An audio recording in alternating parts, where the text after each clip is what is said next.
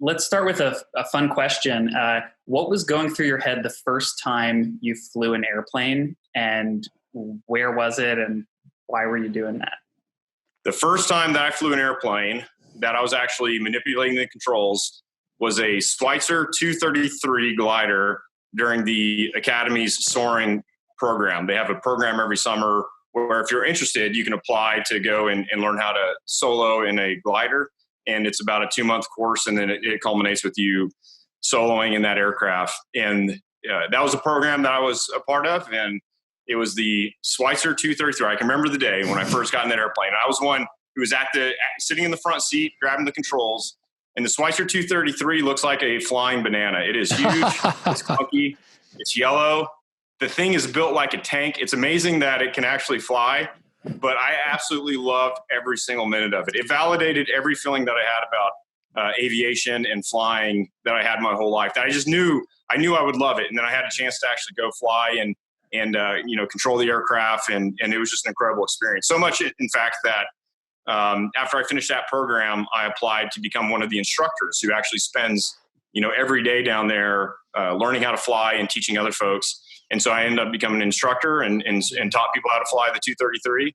And then I competed for one of the advanced teams that we had at the Academy and decided that I want to be on the cross-country gliding team, where we would go and compete all across America during the summertime and represent the Air Force, flying one of 4 different types of aircraft.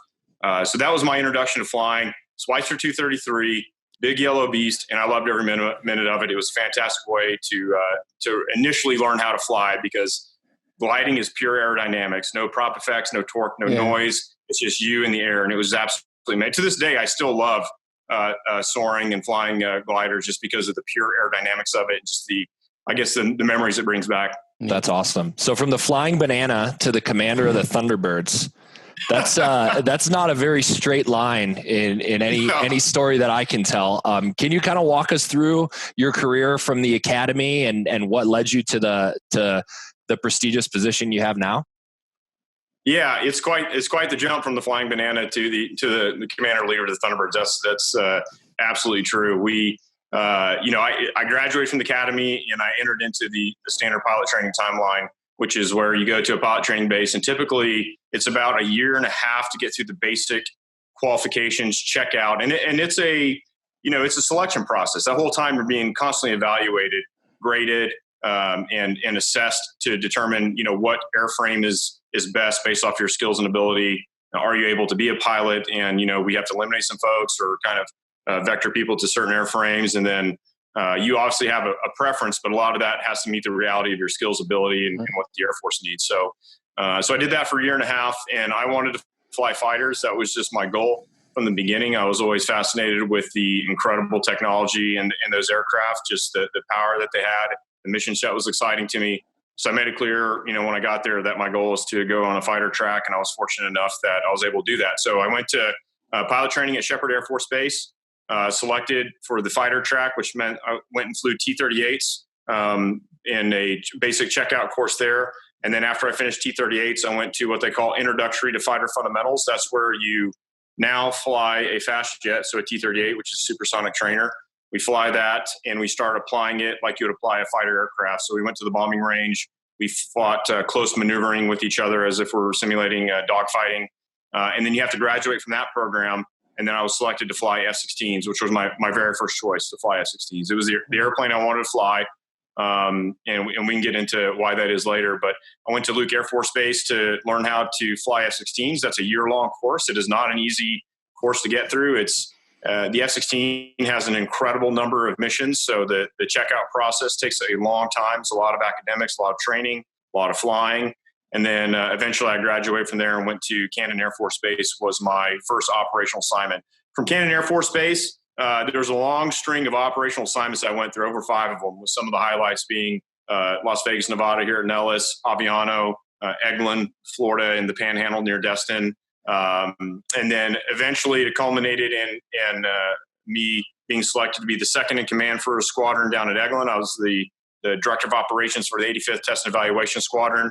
I had done nothing but fly tactical aircraft my entire life, and that was kind of my little niche in the Air Force was being a tactics producer, weapons officer, learning how to fly these aircraft in combat in a better way, that kind of thing. And then I was selected to be the commander at Eglin of the 28th Test and Evaluation Squadron, which was a squadron that's in charge of an enormous amount of testing relating to fighter aircraft. So it's continuing to fly and test things.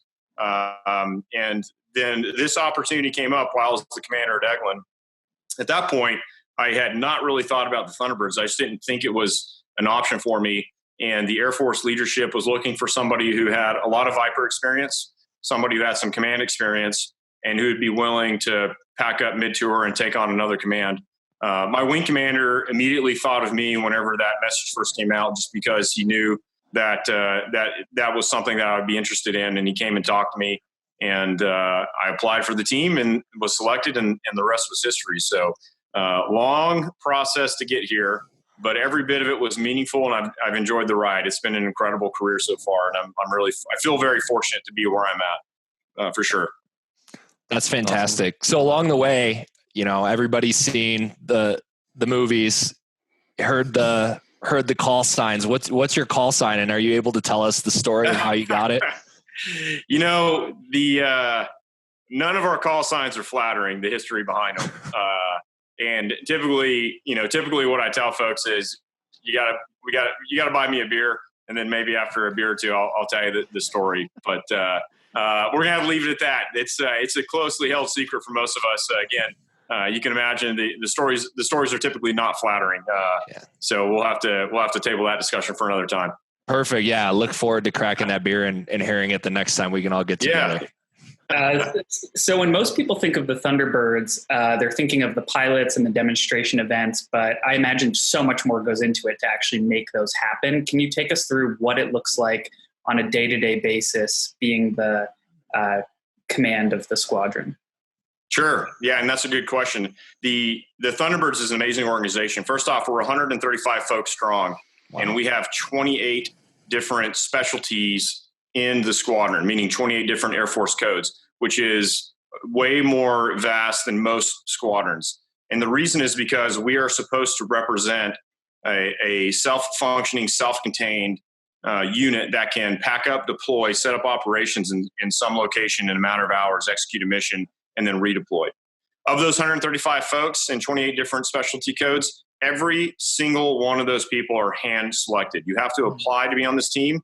And typically it's a pretty rigorous selection process that can last anywhere from 4 to 6 months before we actually make the choices of who we're going to bring onto the team. So the vetting process it's long, it's intense, and again, part of that is just a test of commitment to the team and its values. So we have the luxury of kind of selecting from the cream of the crop, and then they show up to the squadron. We integrate them into this massive organization, this entity that literally operates on the road every single week. So we're designed to essentially be on the road from Thursday to Monday every single week. We have 1 day of training back home, a day off, and then we're back at it again. So we work on the weekends. We spend about 1 to 3 days per month back here at Las Vegas and Nellis Air Force Base, and the rest of the time it's on the road. To watch the squadron operate is absolutely amazing, and that's part of the mission of the Thunderbirds, is to show how agile, how flexible, and how rapid a unit can show up on a C-17 and literally within an hour unpack this entire aircraft, unpack all the people, get the flight line set up, get the equipment going, have the jets fueled, smoked, ready to go, and the C-17 is taking off and flying off into the sunset, and we're ready to execute an air show within an hour. It's absolutely incredible to see, and that requires everybody on the team knowing exactly what to do all the time. No questions asked. They're fire and forget weapons. They're motivated. They don't need somebody to give them directions. They just get it done. And it looks like organized chaos. And in some sense it is, but it's organized chaos with everybody having an incredible sense of purpose. So I think that is supposed to represent what the Air Force is capable of. And you see the demo, and the demo is probably the most visible piece of the squadron, but it's the precision in the maintainers and their ground movements. It's the precision at our folks at Show Center, the support officers, our PA team who's getting the message out. It really is amazing just to watch the whole team function. And we couldn't do what we do without all 135 of those people being on top of their game every single day. It's awesome.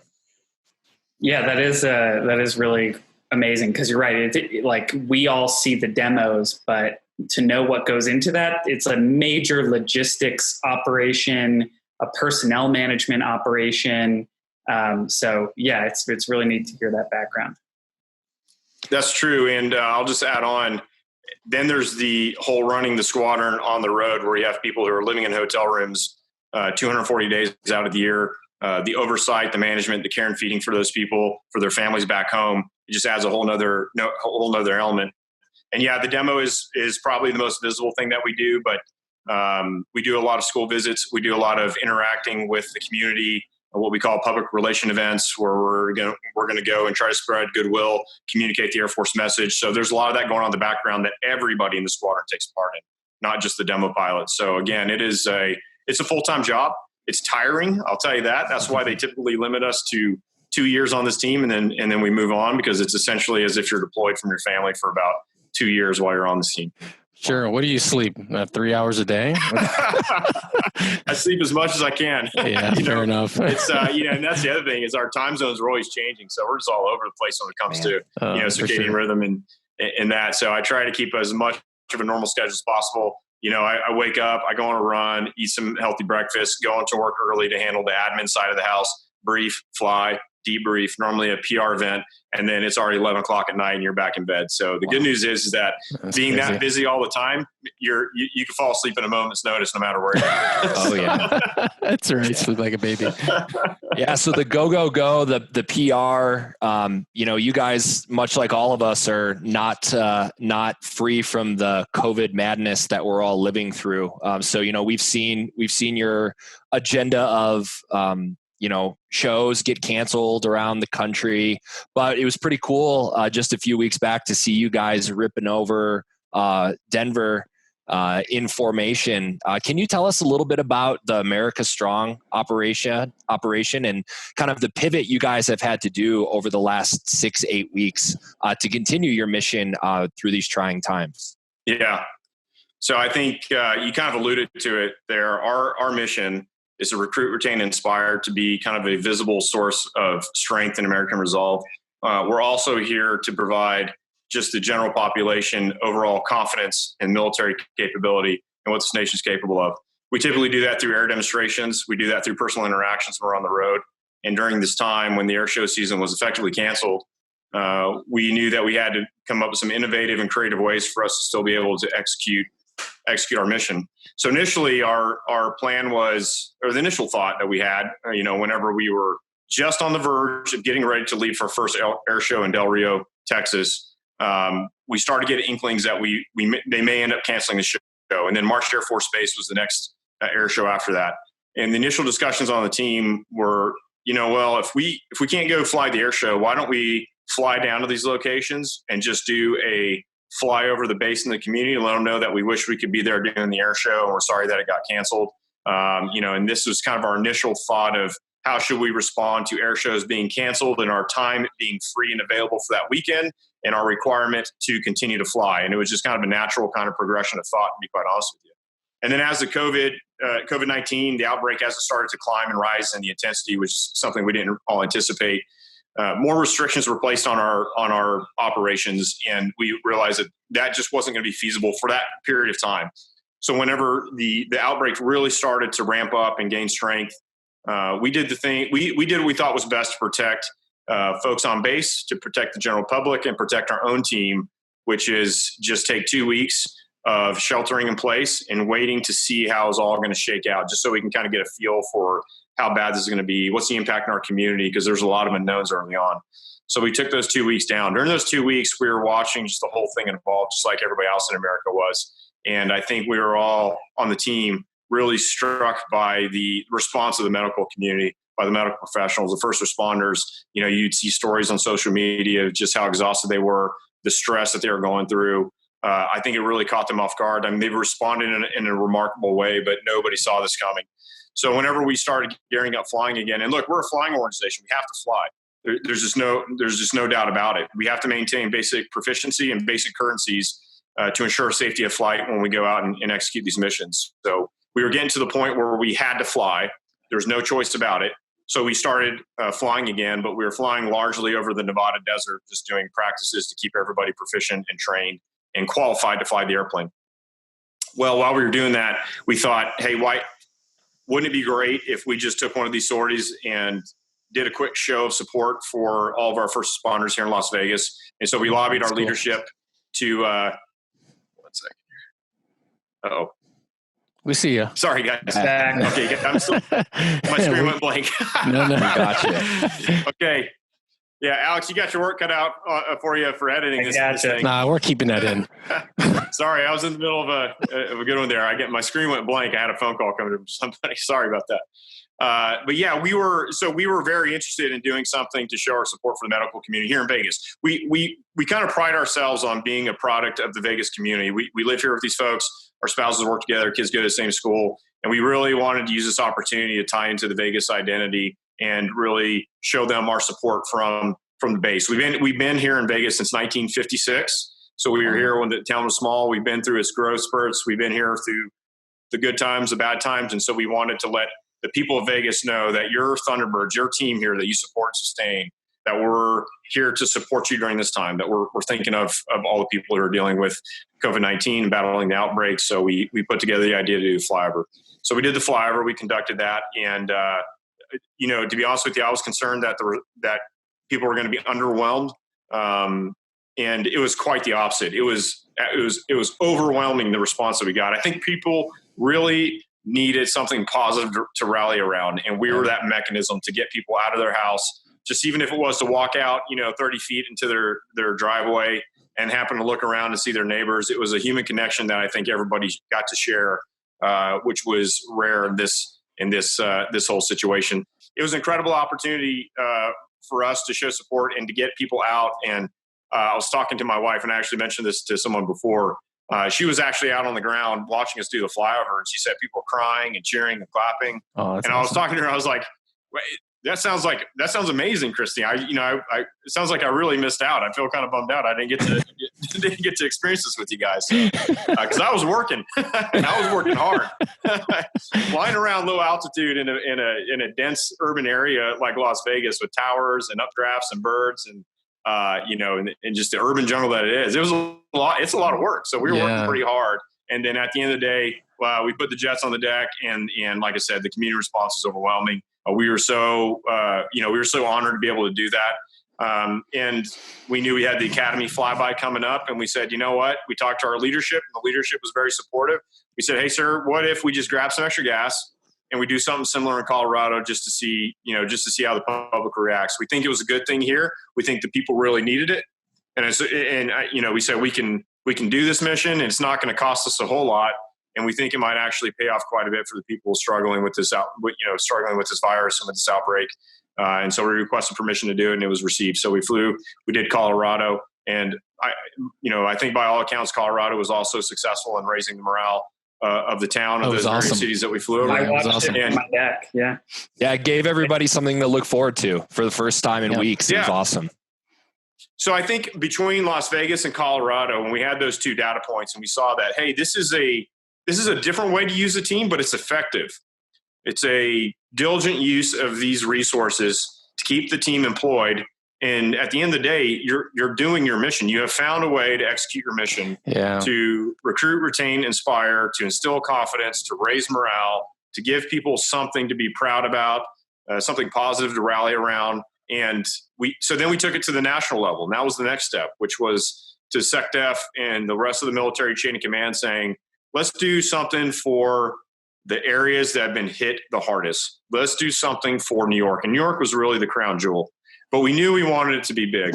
We knew we wanted it to be significant. We knew we wanted it to be an incredible display of unity, of American strength, of American resolve. And we thought there's no better way to do this than to join forces with the Blue Angels and do this as a joint flyover. Mm-hmm. And so that was the next step, which was getting the Navy on board, which they were with us the entire way with this planning, and they were definitely ready to execute. And I think once we had Las Vegas and Colorado, we kind of had those data points. We were ready to execute on the national level. And so we packed up the squadron and we went down to Pensacola. We trained out over the water to figure out how do we fly these aircraft in close formation to each other. what's the best tactics, techniques, and procedures. We experimented with some other things as well, some colored smoke and joint formations. And then we went out, we executed in New York, and then followed that up with DC, and those were fantastic efforts as well. So that was the evolution of the whole thing. So that's a long question to a pretty simple answer. Long answer to a very simple question, but that's really the evolution of America Strong. Oh, yeah. That's awesome. Yeah, that's awesome. Yeah, and I, you kind of hinted at it, John, but I mean, I think with anything high profile, like what you guys are doing, and I've even heard it in my sphere of influence, right? There's always, some criticism going on. People want to complain about something. So, there's doubters, there's naysayers saying it's a waste of taxpayer money. Spend it doing something else. I mean, what are your thoughts on that specific topic for people who have that specific viewpoint?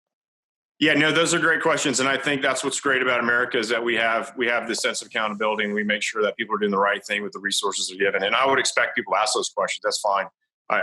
Because, being in the Air Force, we have the easiest public relation job in the world. We tell the truth all the time. That's our PA strategy. Is just tell the truth. It's simple. We never knowingly do anything wrong or anything that is, is a poor use of resources or taxpayer funds, for sure. Military budgets are funny.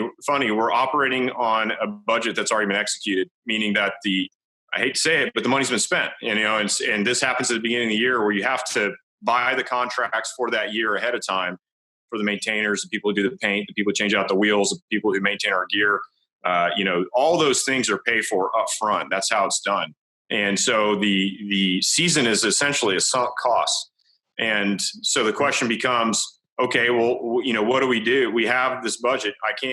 We simply can't just turn this around and turn it into PPE gear. It just doesn't work that way. And by the way, most of the medical gear issue is a production problem, not a funding issue. I mean, we would throw gobs of cash at it, but it's a production issue. So the bottom line with that is, as a flying organization, we're going to have to fly these sorties. We're going to have to fly these amounts no matter what in order to maintain safety of flight and currencies. We have to do it. The only difference is that if we weren't doing it over New York and DC, we'd be doing it over the desert of Nevada, over the Gulf of Mexico, where not a single person would see any of this happening. We'd be flying the same maneuvers, doing the same type of flyovers, practicing, honing our skills, and making sure that we're qualified and current to do this, but nobody would ever know about it.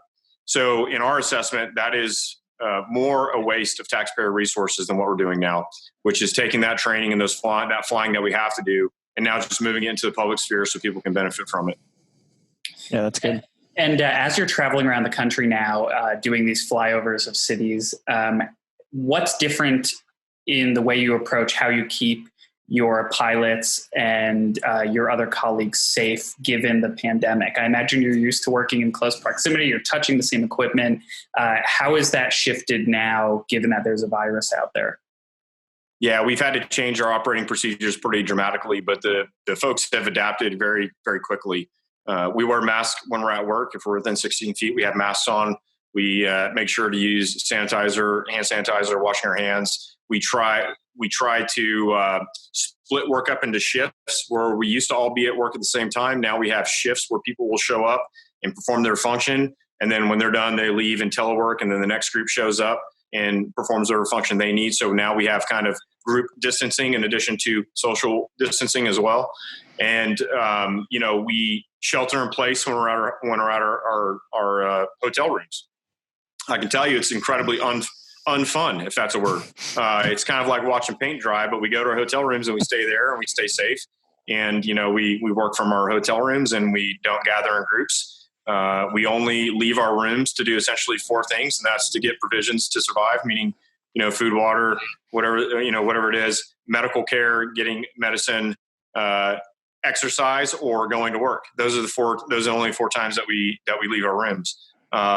These are, extreme times, and it calls for extreme measures in order to keep the team safe. And we're unique in the sense that, if one of my pilots gets sick, they are the only person in this entire world who can fly that position. It's not like a normal combat unit where I can attrit and lose people and continue on. If I get sick, if I get COVID-19, then the team's not going to fly.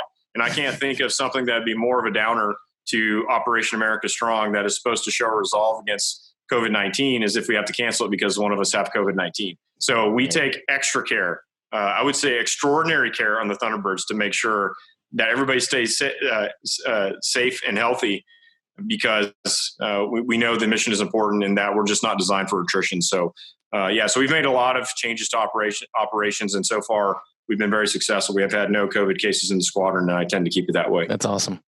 Yeah, that's great. So I just think about the teamwork of your 135 person operation, but let's zero into that flying formation. That's you're inches away, or it appears inches away from each other, flying at really high speeds. The trust and collaboration required to really know that person is going to do what you expect them to do, second by second. What do you do as a leader of the Thunderbirds to really build trust and collaboration between you? Yeah, it's a good question. And to answer your first question there, we fly 18 inches to 3 feet at a maximum. That's the window that we hover in and out of, and typically it's closer to the 18 inches. So it's very close. So much closer than I thought it was. That is at what speed? And this is typically at 500 miles an hour. 500 miles an hour. And when we're doing a show, we're down at 300 feet, which sounds high, but is incredibly low from our perspective. That does not sound high. Yeah. That's crazy. That's nuts. 300 feet at 500 miles an hour with somebody 18 inches away from you on either side, really in 4 directions, 3 directions at least. And we're typically flying around towns like Milwaukee and Chicago, where you're only 500 feet from a skyscraper. So it can be distracting for sure. Trust is a big deal. It is absolutely essential. It is the core of this team is trust. And really, when I say that, it's for the whole team, but it starts, as you mentioned, it starts in the diamond. It starts with the pilots, because if we don't have trust in that entity and that element, then that just kind of pervades everywhere. It just kind of seeps over everything. So trust is a big deal. And your question is how do you build that trust? That people have probably wrote books on this topic of how to build trust. And, there's probably an academic answer to this, but I can tell you from my perspective what I've learned. Because a lot of the trust is in me. A lot of the trust is in the way that I fly, because they are hanging on my wing. And if I make a mistake and don't fly a loop correctly and we go into the ground, they're going in the ground with me, and they probably never even know it was coming. So I have a lot of pressure to make sure that they trust me and that I am trustworthy. And that kind of is my first point. In order to build trust, I hate to say it, but you have to be worthy of trust. Yeah. You have to be trustworthy. So it's kind of a self-evaluation is kind of the first thing that you have to do. Are you worthy of what you're asking people to do? Are you worthy of the trust that you're demanding from people? And trust is a funny thing, because trust is really built on, do you know your limits and can you operate within them? I've had friends who have led this team, and they would fly these maneuvers at a higher altitude with more of a safety buffer, but they potentially could be considered less trustworthy than somebody who flies them closer to the ground, tighter to the line, faster, because the difference is do you know yourself, do you know your limits, and do you operate within them? And that's the first thing that, at least in this position, you have to kind of do, is you have to be very honest with yourself. And trust at the end of the day is kind of based in honesty with others and honesty with yourself. So how do you build trust? The first answer is you got to know your limits. You got to operate within them. Then you have to prove to the people around you that you know your limits and you will operate within them. You can continually kind of reduce those. You can continually refine those, but you can never operate outside those and expect people to trust you. And it's really not a function of how precise you're flying or what you're doing, or whether it's a research project or flying an airplane. It's, are you operating within your capability and being honest with folks about it? I think if you do that, then people slowly realize that they can trust you in situations where they may have some concerns, because they know that you're going to be somebody who is operating within those bounds. So to gain trust, you have to be trustworthy, which means know your limits, operate within them, and be honest with yourself. And I think some of that goes back to just how transparent are you when it comes to the debrief, which is reviewing what you have done, your performance, and willingness to make corrections. So we have a saying, at least in the weapons world, which is you always want to be humble, approachable, and credible. And I think in order for people to trust you, you have to have those characteristics of being humble, being approachable, and being credible. So realizing that you make mistakes and then making some correction. You've got to be able to take feedback. You've got to create an environment where people feel like they're concerned or we're going in the wrong direction, that they can voice their concerns and that you will take them seriously, no action on it. So trust, at the end of the day, knowing yourself, knowing your limits, being honest with yourself, being humble, being approachable, being credible, creating an environment and atmosphere where people can speak up and critique you, and you take it in an honest and open way and you provide corrections. And I think that's how we've slowly worked from flying 6 feet away to 3 feet away to 18 inches to going 500 miles, 300 feet off the ground, 18 inches apart around the tallest skyscrapers in the world, right in front of 200,000 people. That's how you do it. Yeah, that's awesome. I'm sitting here just like evaluating my life right now. I can't walk 18 inches away from somebody. I'm using all these all these factors that he's saying. This is believe this thing, and I'm going to be in a state of self-reflection for the next 10 years. Yeah. So you mentioned the pairing with the Blue Angels. Was that the first time you guys have worked or performed together? I always think of the Army Navy football games or rivalry through sport between the academies. Is there kind of healthy competition between you guys? That's a good question. So first off, let me say that I think the relationship between the two teams is better than it's ever been. And I would argue in the history of the two teams, to be honest with you. And there's a couple things that I think we can point to that lead me to that conclusion. The first one is this past year in 2020, we were denied the opportunity to do a joint air show. Normally, the only time the two teams get to interact at all is if we have a joint air show together, meaning we're both going to be at the same venue and perform. Now, while it's a joint air show, the demonstrations are typically separate, distinct, and separated by time and space. You know what I mean? It hours on, an hour here and there. So it's not flying together. This year, we didn't have the opportunity to do that. We had one last year, and I really saw the value of interacting with our Blue Angel counterparts. So we did something that was unique. First time this has ever been done is during our training season when we weren't doing air shows. We took the squadron and we went down to El Centro, California, which is where the Blue Angels do their training season. They spend about 2 to 3 months down there focusing on training. And we went down there when they were still uncertified in their training revolutions. And we took the team down there for a week just so we could hang out, get to know each other, watch each other's demos and practices, and really turn acquaintances into friendships. And that's what we did. Part of the reason that America Strong was a joint effort was because of the friendships we made and the camaraderie that we gained from that trip. So that was a groundbreaking trip for us. It really established a close connection between the two teams. And we knew the second that we were going to take this to the national stage, we didn't want to do it unless the Blue Angels was going to be there with us. We really felt strongly about just the message that would communicate, and we knew that they'd be on board. That's awesome. To your question about the competition, I think people enjoy seeing a little bit of a competition between the Air Force and the Navy. It's just kind of natural, right? So we kind of play on that a little bit and let people think that there's a rivalry there. And maybe there is a little bit, but really the best way I could describe the relationship between the two teams is that we're executing the same mission, and they're kind of our partner in this.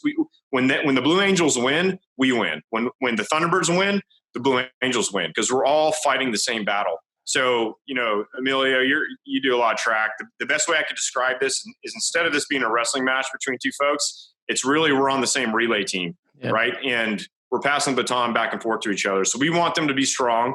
We want them to be good. We want them to perform. We want them to succeed. And they want us to perform. And they want us to do well. And they want us to succeed because we complement each other. We're racing the same race together. And if they can cover down and hit it hard, then that just helps us execute our mission even more.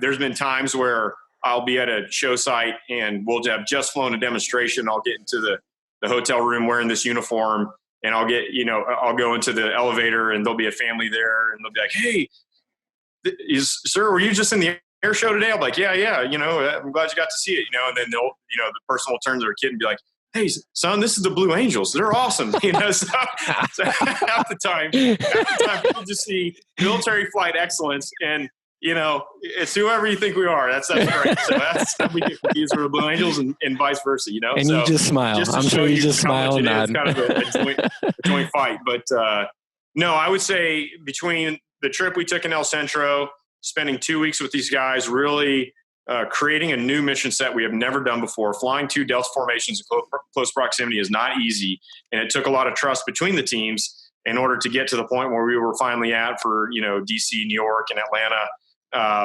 Just highlights the relationship that we have. And again, we're cheering for those guys. We wish them all the best. Is there a competition there? Very little, if anything. They're our teammate. We want them to do well. That's awesome. So we have some fun speed questions for you now that we'll run through real quick. So these are more all of our curiosities combined. Let's get started. Max amount of G-forces you've pulled? Oh, probably 9.5. Whoa. And what does that feel like on your body? Oh, it feels terrible. Every fiber of your muscle is ripping away from the bone. Your capillaries explode. Your heart's trying to pump blood, but it can barely do it. So it's all getting pulled into your butt. So you're losing consciousness continually, and you're fighting through it with G strain.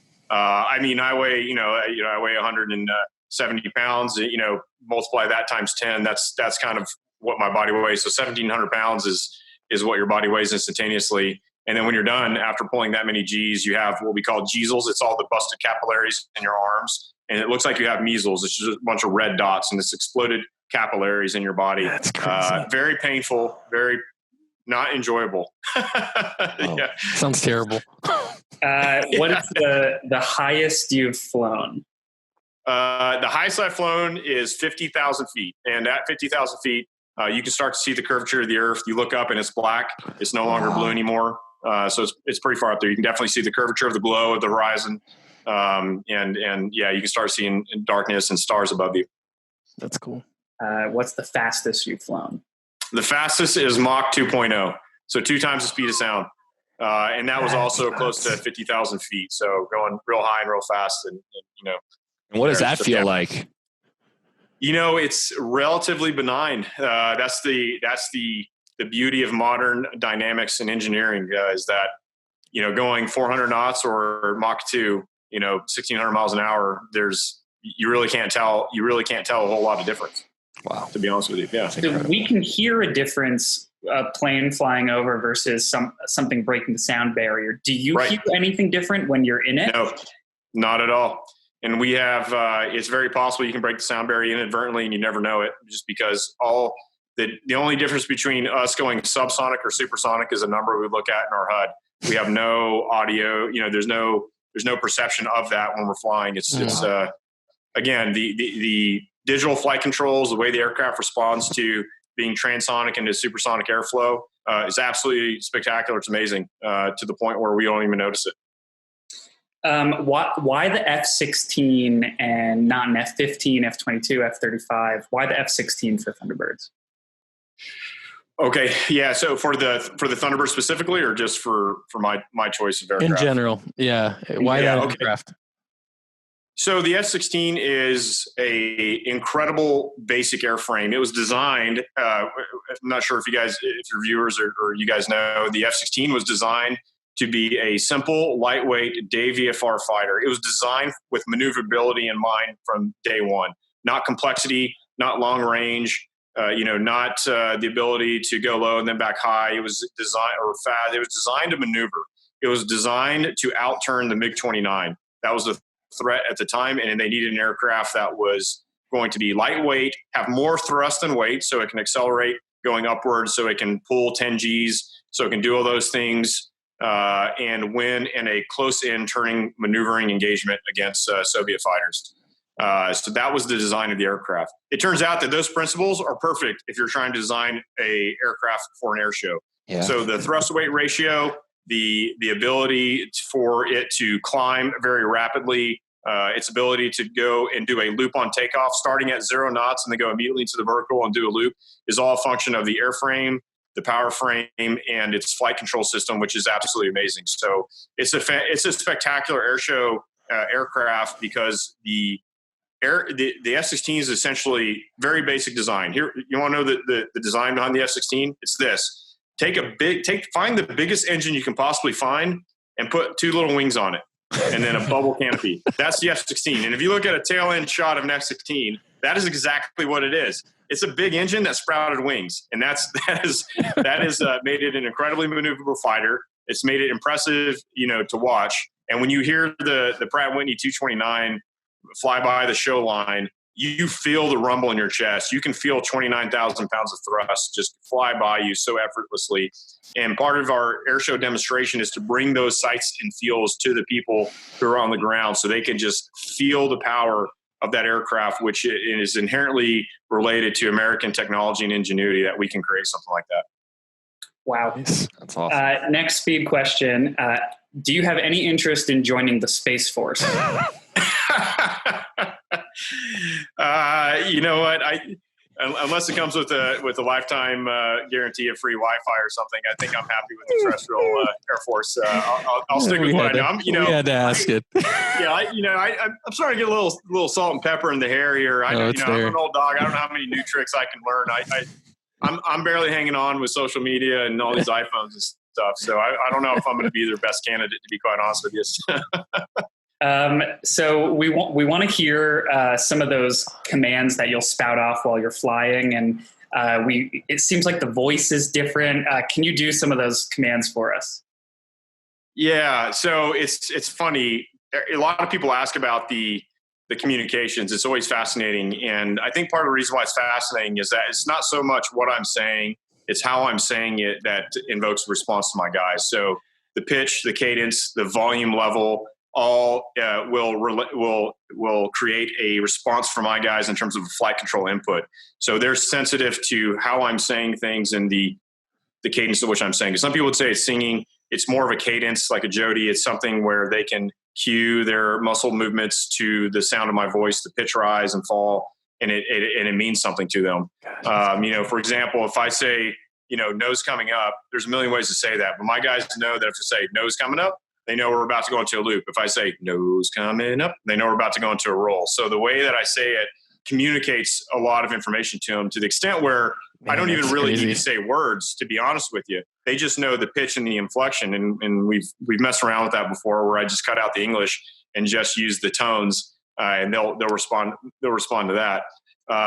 So when you listen to the comm, and we're, here at 1G, 0 knots, it sounds bizarre, it sounds weird. When we're flying the aircraft, it's more intuitive for the guys with what they should, and gals, what they should be doing in terms of anticipating the maneuver, the magnitude of the maneuver, and what their response should be. So one example of comm, everybody likes the Delta burst. That's the one where we're driving towards the crowd in the 6th ship, and then at the last minute, we burst into 6 separate entities and then rejoin rapidly behind the line. If you listen to the comm as I say it here, it's going to sounds like it makes sense, but then when you say it in the air, it's so rapid, so fast. Most people have no idea what we're saying. So the comm, once we roll out final and we're driving in, I'll say, stand by the burst at the blue out, stand by blue out, ready now. And then everybody makes their move. So that's what it sounds like. That's what I'm saying. What it really sounds like in the air is stand by the burst at blue out, stand by blue out, ready now. That's what they're used to hearing. Wow. So that's one example of how it's not really what you're saying. It's the cadence, the comm, and the speed at which I'm saying it will prep them and get them ready for the maneuver and make sure that they fly it correctly. Oh, that's so great. That's awesome. Yeah, thanks for sharing that. Yeah, no problem. Yeah, awesome. Lieutenant Colonel Caldwell, this has been fantastic. Thank you for spending some time with us, letting us kind of look inside the hood of your incredible operation. We really appreciate you and your team's service to our country, and particularly during this pandemic, giving us all something to look forward to. So thank you for your time today and for your team's service to us over the last 6 or 8 weeks. Yep. Thanks so much. Absolutely. Hey, appreciate it. Thank you, guys. I just want to tell you that everybody on my team in the Blue Angels, this has been a complete honor to fly these missions here recently with America Strong, and we thank you for taking interest in what we're doing, not just for this effort, but just the teams in general. I think they're made up of incredible professionals. I'm amazed at every day with their dedication to getting this mission done. They worked, no kidding, 12 to 14 hours every single day for each one of those missions that we flew over on the East Coast. And a lot of people don't get to see that. They don't see the long days, short nights where we're going home late and coming back in early. But they all did it because they had a sense of duty and purpose. And we appreciate you guys highlighting that. But it was an honor for all of us to participate in those missions. And I think for me, it was probably the highlight of my time on this team and potentially one of the highlights of my entire career. So thank you guys. It was a pleasure chatting with you. That's for awesome. sure. Thank you so much. All right, take care. Thank you. Okay, take care. All right, bye-bye. Bye.